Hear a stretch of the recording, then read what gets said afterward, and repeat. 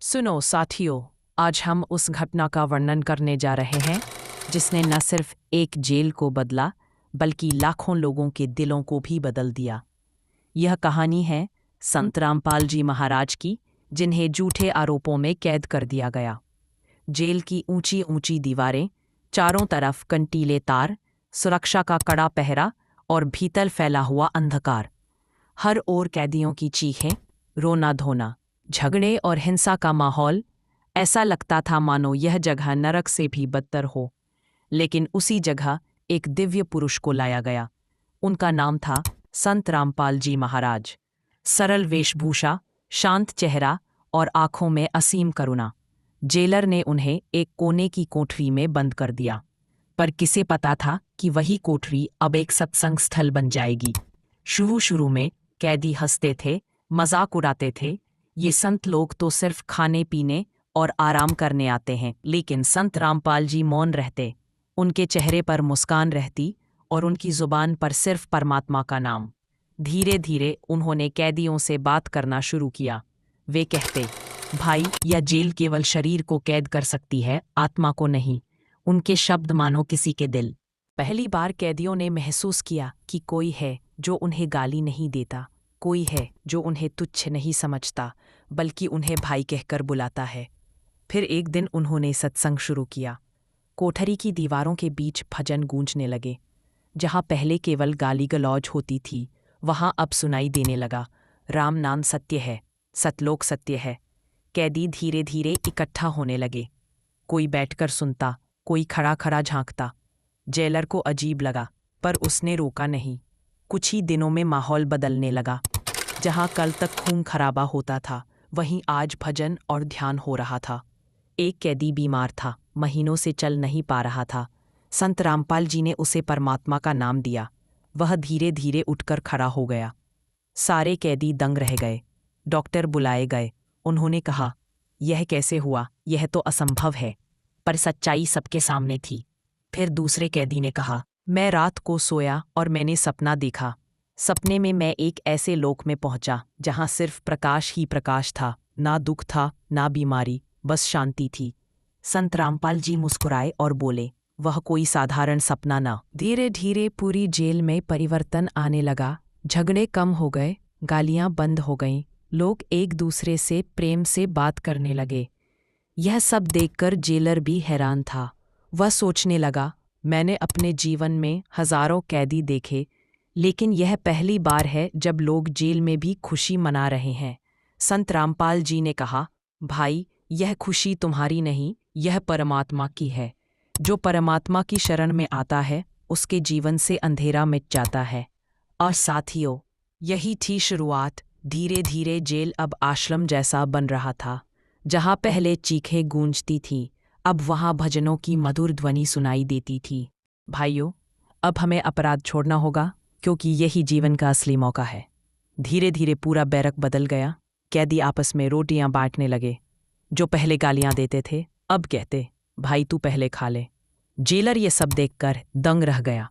उसने अपने साथियों से कहा, मैंने कभी सोचा भी नहीं था कि ये खूंखार अपराधी एक दिन इतने शांत और दयालु हो सकते हैं। लेकिन साथियों, चमत्कार यही नहीं रुके। एक और घटना हुई जिसने सबको स्तब्ध कर दिया। जेल में एक कैदी बहुत बीमार था। डॉक्टरों ने हाथ खड़े कर दिए थे। उसे कैंसर था और वह दर्द से कराहता रहता। संत रामपाल जी महाराज उसके पास गए और बोले, भाई, अब परमात्मा को याद कर, सच्चे नाम का जाप कर, तेरा बोझ हल्का हो जाएगा। उसने कमजोर आवाज में कहा, गुरुदेव, मुझे भी नाम दीजिए। संत रामपाल जी ने उसे नाम दिया और चमत्कार देखो, कुछ ही दिनों में उसका दर्द कम हो गया। वह फिर से चलने फिरने लगा।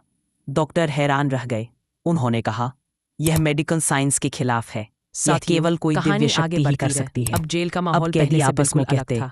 ये जहाँ कोई पहले साधारण डर और संत। हिंसा का बोलबाला था, वहाँ अब प्रेम और शांति का राज था। कैदी जो पहले लड़ाई झगड़े में लगे रहते थे, अब सुबह होते ही राम नाम का जाप करने लगते। किसी की आंखों में आंसू होते तो किसी के चेहरे पर मुस्कान। एक कैदी था जिसका नाम था सुरेश। वह आदतन अपराधी था, 10 बार जेल आ चुका था। वह कहता, मैं अपराध किए बिना रह ही नहीं सकता। लेकिन संत रामपाल जी ने उससे कहा, भाई, अपराध करना तुम्हारा स्वभाव नहीं है, ये केवल तुम्हारे अज्ञान का परिणाम है। सुरेश पहले हंसा, पर धीरे धीरे वह बदलने लगा। एक दिन वह रो पड़ा और बोला, गुरुदेव, मुझे माफ कर दीजिए। मैंने अपने जीवन में कई पाप किए, कई लोगों को दुख दिया। क्या अब भी मेरे लिए कोई आशा है? संत रामपाल जी ने मुस्कुराकर कहा, सतगुरु की शरण में आकर कोई निराश नहीं होता। परमात्मा सबको क्षमा कर देता है। तू नाम ले और देख तेरे जीवन में कैसा बदलाव आता है। सुरेश ने नाम लिया और कुछ ही दिनों में उसका पूरा स्वभाव बदल गया। वह दूसरों को भी समझाने लगा, यह संत तो जेल के लिए बोझ नहीं बल्कि आशीर्वाद बन गए हैं। धीरे धीरे जेल में रात का दृश्य भी बदल गया। जहां पहले चिल्लाने की आवाजें आती थीं, अब कैदी भजन गाते थे। कोई ढोलक बजाता, कोई ताली बजाता, और पूरी जेल गूंज उठती, सतगुरु रामपाल जी महाराज की जय। एक समय ऐसा आया कि कैदी खुद जेलर से कहते, साहब, हमें सत्संग सुनना है, हमें कृपया अनुमति दीजिए। और जेलर अनुमति देता, क्योंकि उसे भी समझ आ गया था कि ये साधारण उपदेश नहीं, ये आत्मा को बदलने वाली शिक्षा है। धीरे धीरे पूरे जेल स्टाफ का भी दिल बदलने लगा। जो सिपाही पहले कैदियों को डांटते थे, अब वे भी आदर से पेश आने लगे। संत रामपाल जी कहते, देखो भाई, यह जीवन केवल खाने पीने और धन कमाने के लिए नहीं है। यह जीवन परमात्मा को पाने का अवसर है। अगर यह मौका खो दिया तो फिर बड़ी देर हो जाएगी। कैदी रोते हुए कहते, गुरुदेव, हमने अपना जीवन बर्बाद कर दिया। अब आगे से हम अपराध नहीं करेंगे। हम आपके बताए रास्ते पर चलेंगे। और साथियों, इसी तरह धीरे धीरे जेल एक तपोभूमि बन गई।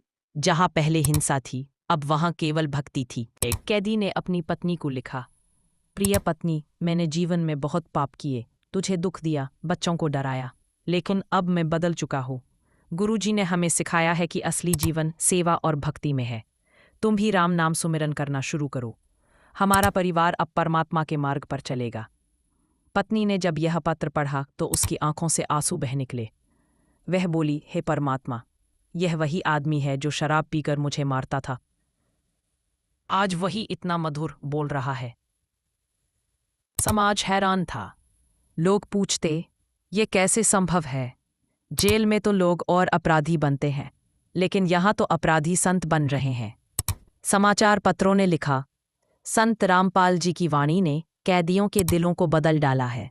जेल अब अपराध की जगह आध्यात्मिक विद्यालय बन गई है।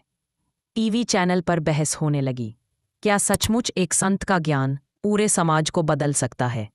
लाखों लोगों ने पहली बार संत रामपाल जी का नाम सुना। जेल में रोजाना संत रामपाल जी महाराज अपने शिष्यों को ज्ञान सुनाते। कैदी चुपचाप बैठकर सुनते। वाणी इतनी प्रभावशाली होती कि घंटों बीत जाते और किसी को पता भी न चलता। कुछ कैदी जब अपने परिवार से मिलने जाते तो वही ज्ञान परिवार को सुनाने लगते। परिवार वाले चकित रह जाते, ये वही व्यक्ति है जो पहले गाली देता था, आज तो ये संतों जैसी बातें कर रहा है। कैदी संत रामपाल जी के सत्संग को कागज पर लिखकर बाहर भेजते। वो पन्ने परिवार वालों, दोस्तों और पड़ोसियों तक पहुंचते। लोग पढ़ते और कहते, यह तो वही ज्ञान है जिसकी आज जरूरत है। धीरे धीरे वे पन्ने किताब का रूप लेने लगे। गांव-गांव, शहर-शहर में लोग उस सत्संग को पढ़ने और समझने लगे। समाज में चर्चा होने लगी, एक संत जेल में है, लेकिन उसकी वाणी जेल की दीवारें तोड़कर लाखों लोगों तक पहुंच रही है। अखबारों ने लिखा, संत रामपाल जी की शिक्षाएं लोगों के जीवन में आशा और परिवर्तन ला रही हैं। कुछ पत्रकारों ने जेल प्रशासन से पूछा, यह कैसे संभव हुआ? जेलर ने उत्तर दिया, मैंने अपने जीवन में यह पहली बार देखा है। जेल में लोग सुधर नहीं पाते, लेकिन संत रामपाल जी ने असंभव को संभव कर दिखाया। समाज में बदलाव जेल से बाहर संत रामपाल जी के अनुयायी भक्ति का प्रचार करने लगे। उन्होंने गांव-गांव जाकर लोगों को समझाया, नशा मत करो, झगड़ा मत करो, केवल सत्संग सुनो और नाम जपो। नतीजा यह हुआ कि जहां पहले गांवों में शराब खाने और जुए के अड्डे चलते थे, वहां अब सत्संग पंडाल लगने लगे। जहां पहले लाठी डंडे चलते थे, वहां अब भजन कीर्तन होने लगे। विदेशों में भी यह वाणी पहुंचने लगी। कई लोग सोशल मीडिया पर संत रामपाल जी का संदेश सुनने लगे। लोग लिखते, हमने पहली बार सच्चाई को इतनी स्पष्टता से सुना। अब हमें जीवन का असली उद्देश्य समझ में आया। अमेरिका, कनाडा, इंग्लैंड, ऑस्ट्रेलिया, यहाँ तक कि अफ्रीकी देशों तक भक्ति का यह संदेश फैलने लगा। जेल का वातावरण, जेल में अब कैदी कहते, हम अपराधी नहीं रहे, अब हम भक्त बन चुके हैं। हर सुबह सूरज की पहली किरण के साथ कैदी मिलकर सुमिरन करते।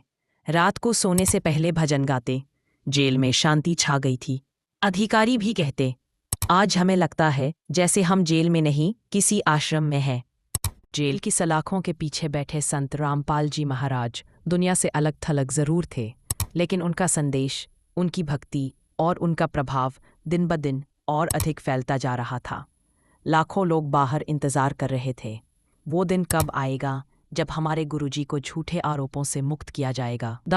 अदालत में घटनाएं, अदालत में बार बार सुनवाई होती, विरोधी पक्ष झूठे सबूत लाते, लेकिन हर बार सच और तर्क के सामने उनके सबूत ध्वस्त हो जाते।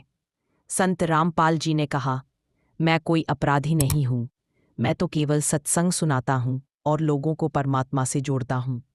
अदालत में कई गवाह आए जिन्होंने खुले शब्दों में कहा, हमने अपने जीवन में परिवर्तन सिर्फ और सिर्फ संत रामपाल जी की शिक्षाओं से पाया है।